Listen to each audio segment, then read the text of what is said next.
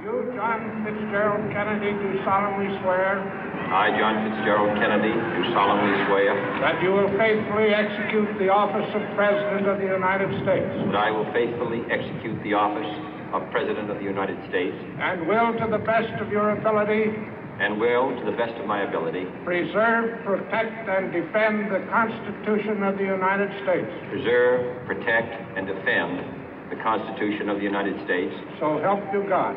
So help me God.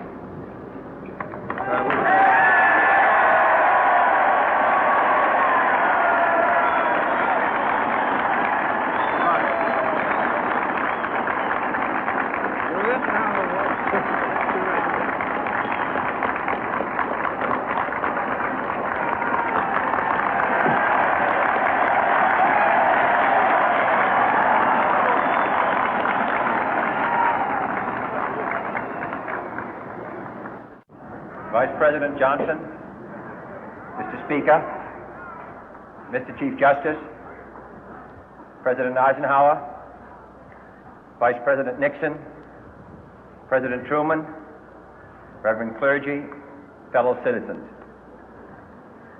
We observe today not a victory of party, but a celebration of freedom, symbolizing an end as well as a beginning, signifying renewal as well as change. For I have sworn before you and Almighty God the same solemn oath our forebears prescribed nearly a century and 3/4 ago. The world is very different now, for man holds in his mortal hands the power to abolish all forms of human poverty and all forms of human life. And yet the same revolutionary beliefs for which our forebears fought are still at issue around the globe. The belief that the rights of man come not from the generosity of the state, but from the hand of God. We dare not forget today that we are the heirs of that first revolution. Let the word go forth from this time and place to friend and foe alike that the torch has been passed to a new generation of Americans born in this century, tempered by war, disciplined by a hard and bitter peace, proud of our ancient heritage, and unwilling to witness or permit the slow undoing of those human rights to which this nation has always been committed and to which we are committed today at home and around the world.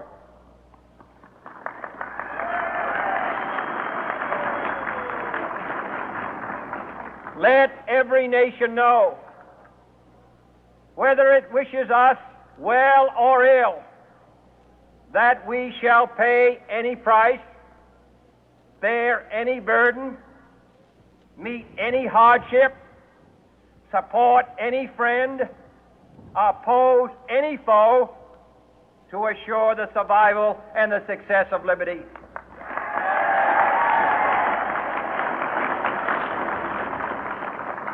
This much we pledge and more. To those old allies whose cultural and spiritual origins we share, we pledge the loyalty of faithful friends. United, there is little we cannot do in a host of cooperative ventures. Divided, there is little we can do, for we dare not meet a powerful challenge at odds and split asunder. To those new states whom we welcome to the ranks of the free, we pledge our word that one form of colonial control shall not have passed away, merely to be replaced by a far more iron tyranny. We shall not always expect to find them supporting our view, but we shall always hope to find them strongly supporting their own freedom, and to remember that in the past, those who foolishly sought power by riding the back of the tiger ended up inside.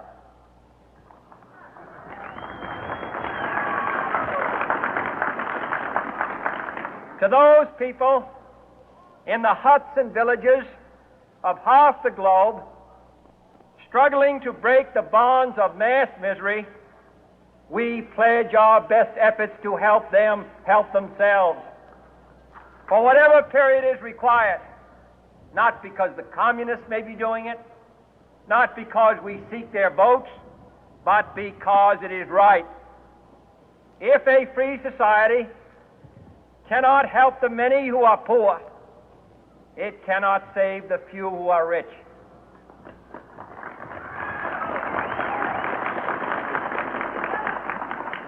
To our sister republics south of our border, we offer a special pledge to convert our good words into good deeds, in a new alliance for progress, to assist free men and free governments in casting off the chains of poverty. But this peaceful revolution of hope cannot become the prey of hostile powers. Let all our neighbors know that we shall join with them to oppose aggression or subversion anywhere in the Americas. And let every other power know that this hemisphere intends to remain the master of its own house.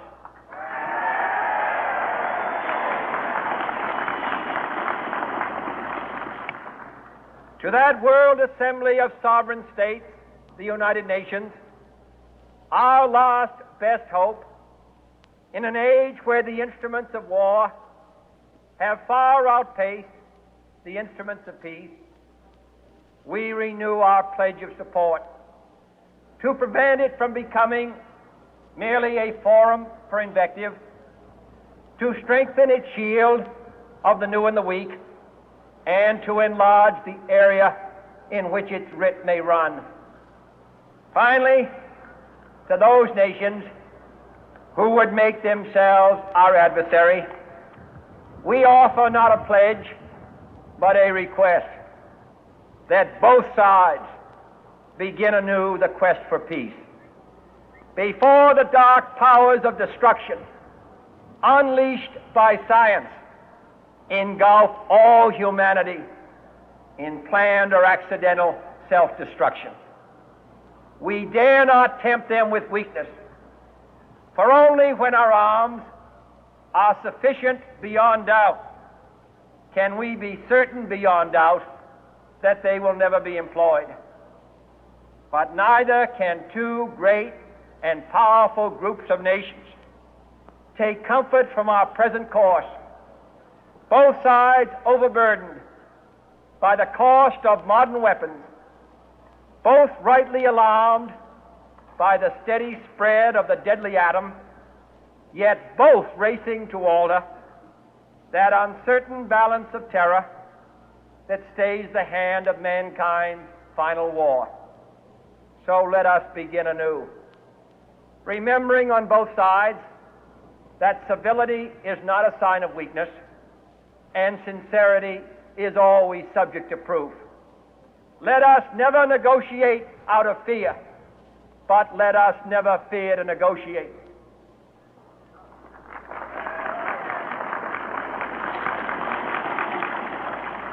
Let both sides explore what problems unite us, instead of belaboring those problems which divide us. Let both sides, for the first time, formulate serious and precise proposals for the inspection and control of arms, and bring the absolute power to destroy other nations under the absolute control of all nations.